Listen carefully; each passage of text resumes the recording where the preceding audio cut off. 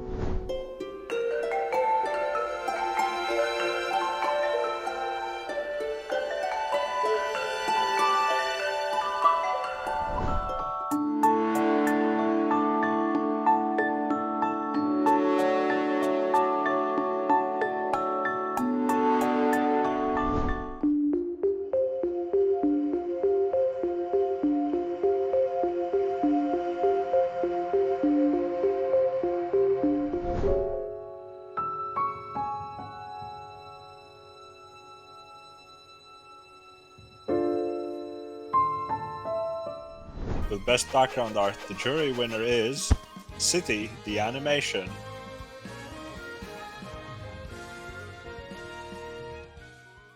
And the public winner is The Apothecary Diaries Season 2.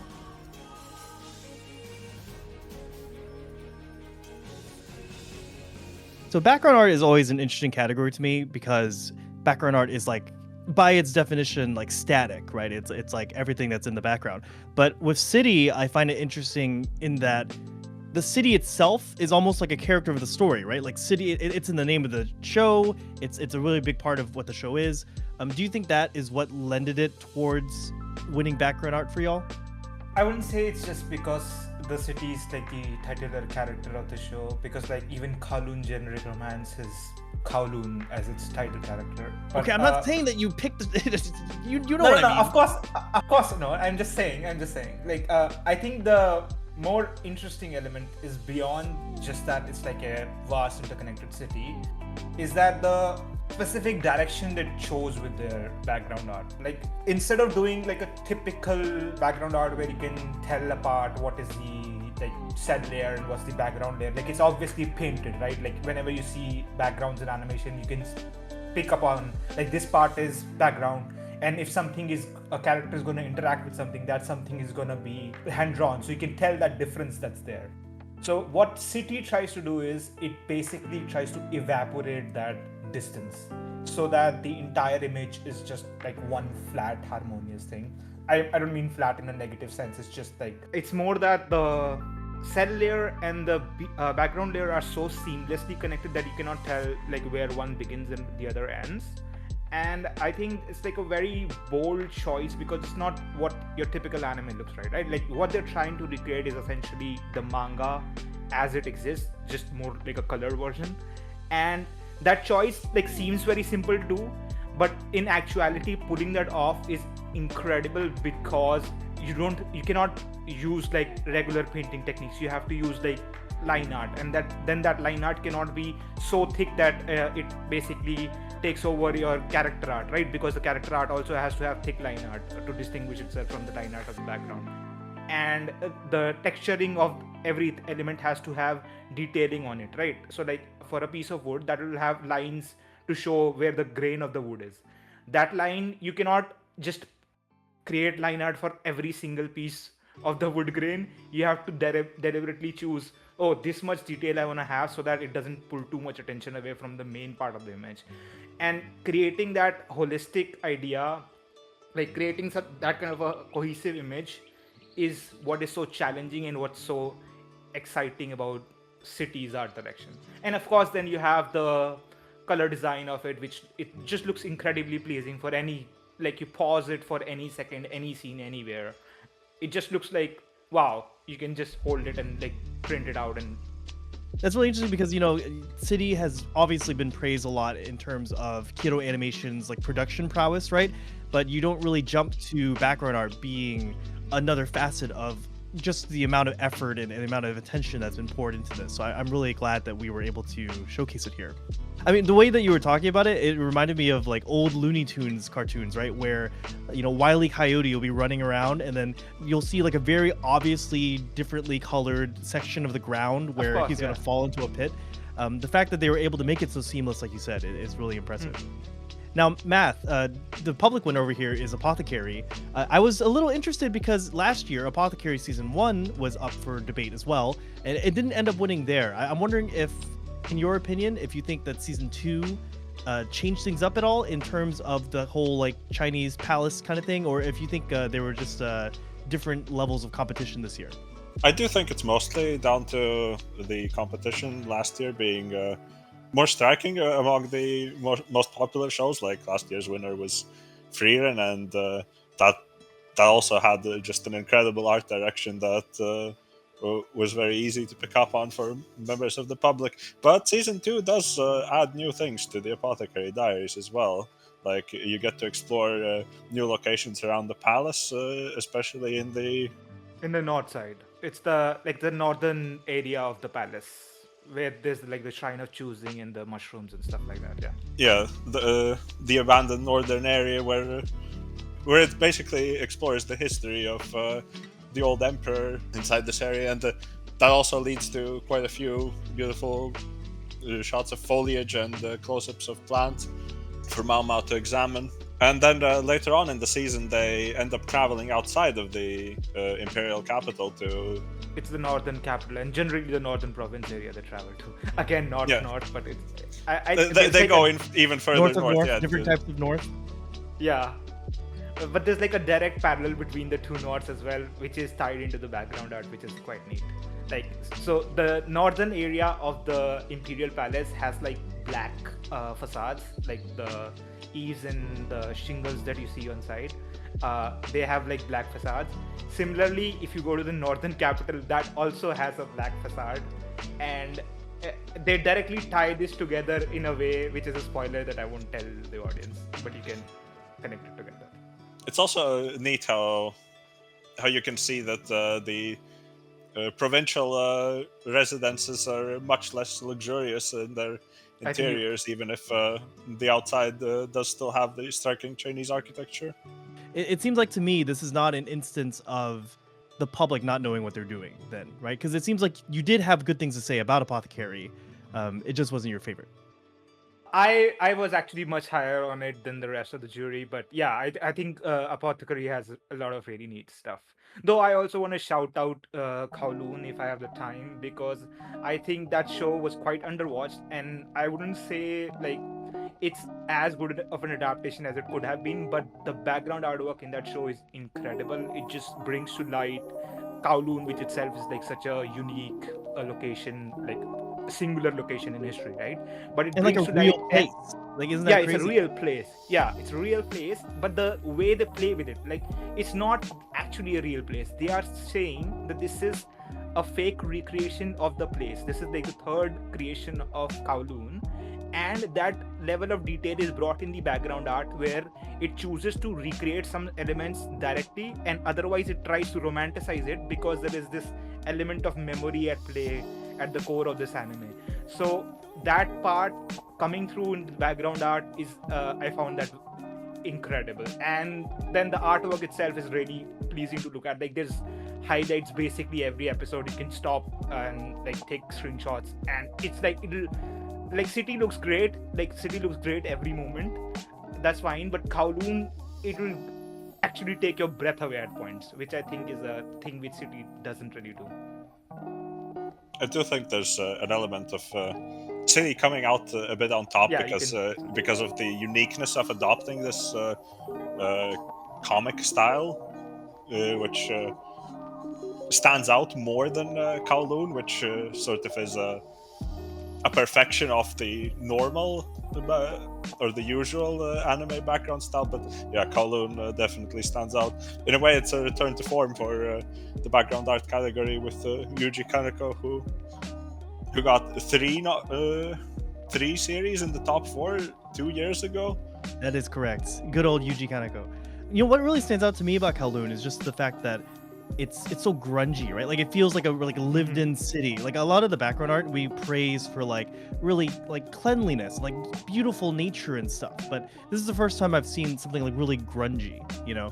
Which, you know, kind of brings me to like Gachi Akata. Like Gachi Akata is a series that's like based in it's trash themed. It's a trash themed series. So what do you think made the background art appeal so much to the public, both of y'all?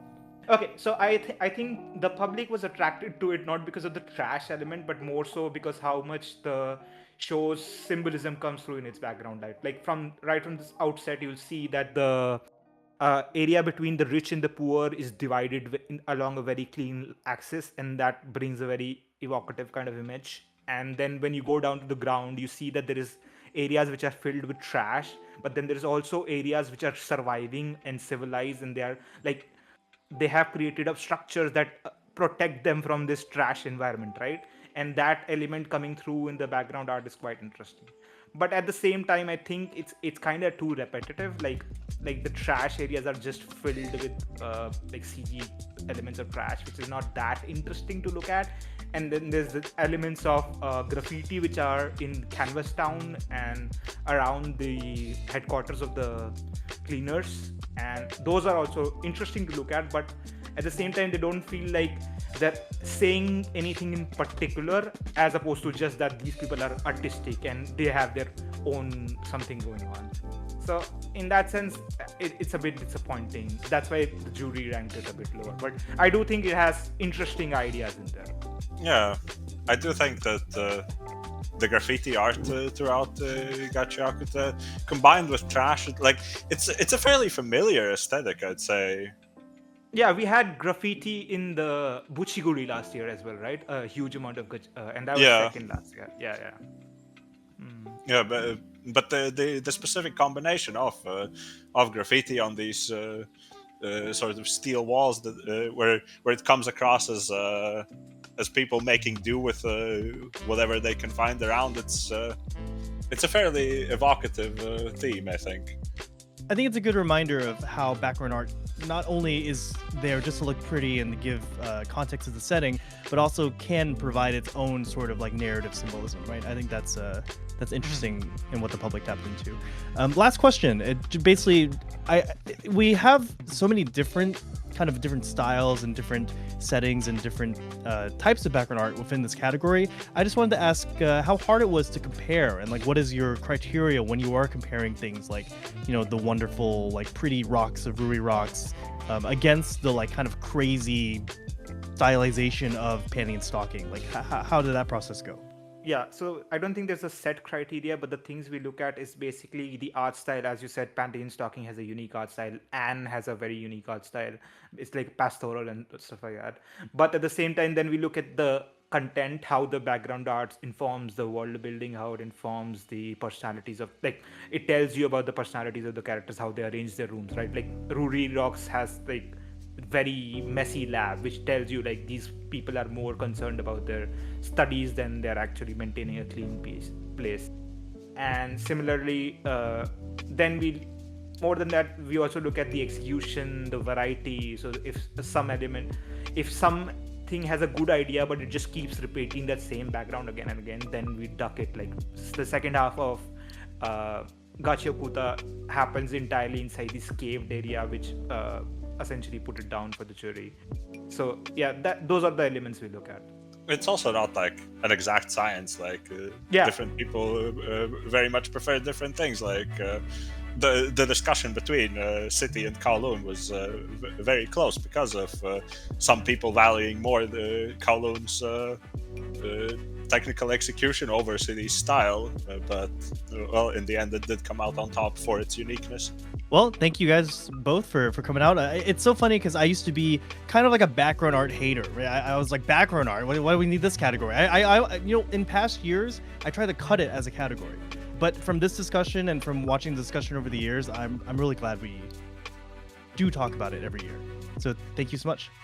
Really glad you don't leave us in the background, huh? And with that, we'll move on. Holding my coffee, I enter my small home office and sit at my desk.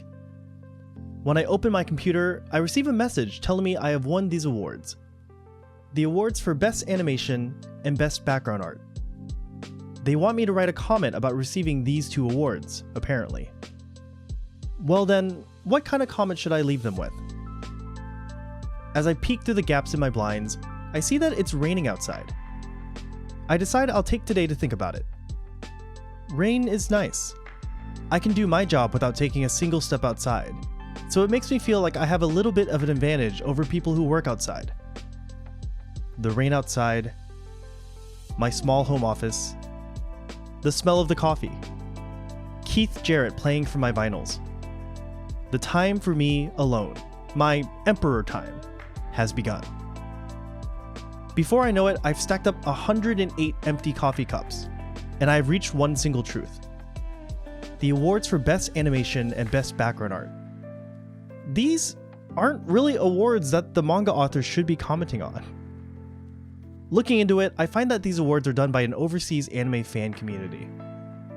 If it's an overseas website, Japanese viewers probably aren't going to see it, and I can probably write whatever I like to some extent. So, what kind of absurd thing shall I brag about? I get excited for a moment, but when I ask my editor about it, I end up deeply apologizing for how I acted a few seconds ago. I'll try again and think of a serious comment. Maybe I'll throw in 2 or 3 jokes to try to avoid being overly earnest, but when I consult with an AI, it tells me that humor can be difficult to convey across cultures. That's true, I guess. Even here in Japan, people often say they don't really get my manga series, Nichijou and City. Despite that, people overseas found my works and enjoyed them. Just by doing that, haven't I done pretty well? I think, praising myself a bit. With just my manga alone, I'm sure I can't convey 100% of the humor. I give the greatest respect for Kyoto Animation, who picked up my series even though they're not really mainstream here in Japan. Then I have to give them respect again for bringing my series to people across Japan and abroad. And I have to show my appreciation to the greatest fans in the world who picked up these series. The world of the manga held on top of unmoving pieces of paper. It was Kyoto Animation that gave it movement and breath. The blood of Kyoto runs thick through my body. I can feel that clearly. Keiichi Araui.